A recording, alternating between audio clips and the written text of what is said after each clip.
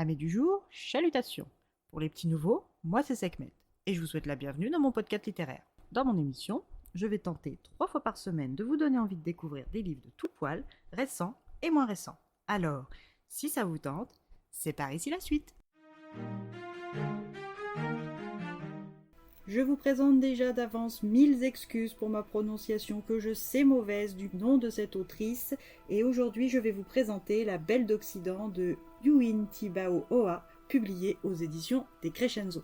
Dans ce court roman, nous allons partir pour le Vietnam de la fin du 19e, début du 20e. Dans le petit village de Nguyen Minh Chau et de son frère cadet Nguyen Tuan Ngoc, les habitants pour la plupart vivent de l'agriculture et habitent de petites maisons au toit de chaume. Pour la famille Nguyen, qui fait partie de l'élite, on entre d'abord dans un jardin bordé de grands arbres fruitiers et d'épaisses haies de bambou, pour suivre un sentier de pêchers, de saules pleureurs, de fleurs chatoyantes, de manguiers, jacquiers et de buissons d'ananas. Une fois cette belle allée franchie, on peut apercevoir une maison en bois à 3 travées, avec une cour d'allée à côté d'un pigeonnier, agrémenté d'un jardin miniature et des lilas d'été en pot. Si un œil distrait peut se laisser impressionner par le décor, un œil avisé voit tout de suite que les détails de la maison et ses couleurs sont passés, que le pigeonnier n'est plus habité et que le jardin d'hiver manque de soins. L'ensemble reste empreint de nostalgie et de sobriété, malgré les laissés-aller. En entrant dans la maison, seul un mobilier spartiate habille les lieux. Des lits de camp en bambou, des chaises en bois, une table recouverte de livres et de cahiers avec une plume et un encrier vide. C'est dans cet environnement quasi abandonné que le jeune Tuan Ngoc, âgé d'une 20aine d'années, lit et que son aîné, Minh Chau, tourne en rond dans le jardin, l'air préoccupé.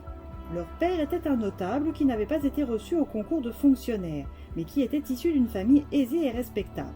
Depuis leurs jeunes années, les deux frères Nguyen ont suivi des cours auprès d'un maître particulier afin qu'ils apprennent les classiques des lettrés confucéens en vue de les présenter au concours mandarino, mais ils abandonnèrent cette voie avec l'arrivée des Français.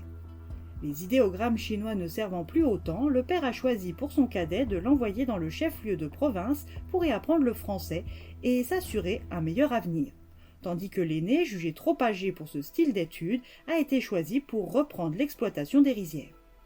Tuan Ngoc est un étudiant vif et intelligent.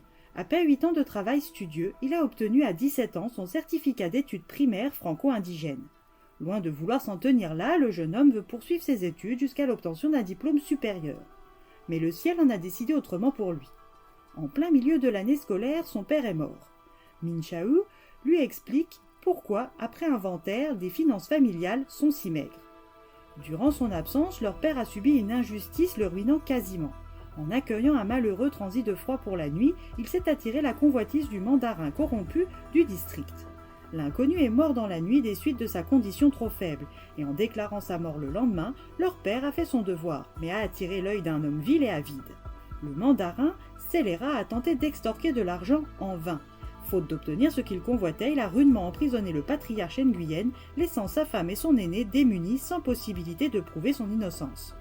Ils ont fini par vendre toutes les rizières et les terres afin de contenter le racketteur. Quand leur père, usé et sorti de prison, il est tombé malade sans s'en remettre. Tuan Ngoc est retourné étudier et avant qu'il n'ait eu le temps de faire le deuil de son père que sa mère disparut. Les deux frères n'ont plus de parents, plus de terre, plus de rizières et pas assez d'argent pour que Tuan Ngoc puisse terminer ses études. Les deux frères commencent bien mal dans la vie, mais n'ont pas peur de relever des défis.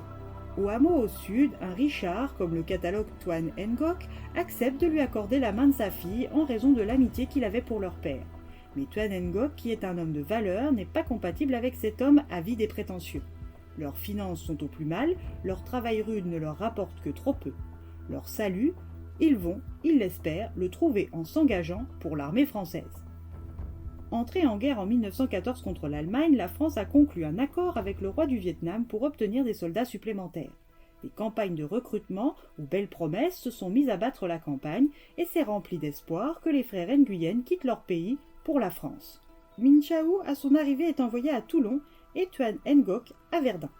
C'est dans l'Est français que ce jeune homme va réellement rencontrer son destin. Après une blessure, il va être hospitalisé et faire la rencontre de celle qu'il appelle Baclan, l'orchidée blanche. Cette bénévole de la Croix-Rouge va lui offrir plus que des soins. Elle va lui apporter du réconfort, du respect, de la chaleur humaine et une amitié simple et sincère. bien plus que ce qu'un simple soldat étranger ne peut normalement obtenir. Une fois guéri, il est envoyé en Alsace. Que lui réserve cette nouvelle étape? Reverra-t-il un jour cet ange descendu du ciel à Verdun pour lui? Son frère est-il en sécurité à Toulon? Sa belle-sœur, ses neveux et ses nièces reçoivent-ils bien la somme due par la France? Arrivera-t-il à se couvrir d'honneur pour rentrer fier au pays? À vos livres pour le découvrir.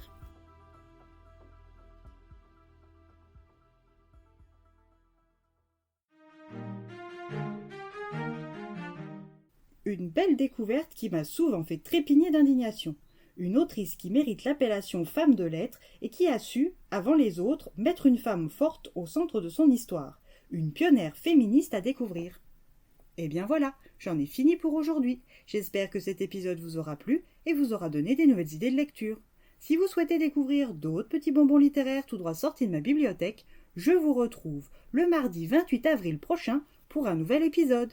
Et si d'ici là je vous manque de trop, vous connaissez le chemin sur Instagram, @leslectures de Sekhmet. Sur ce, chalut les amis, et à la prochaine!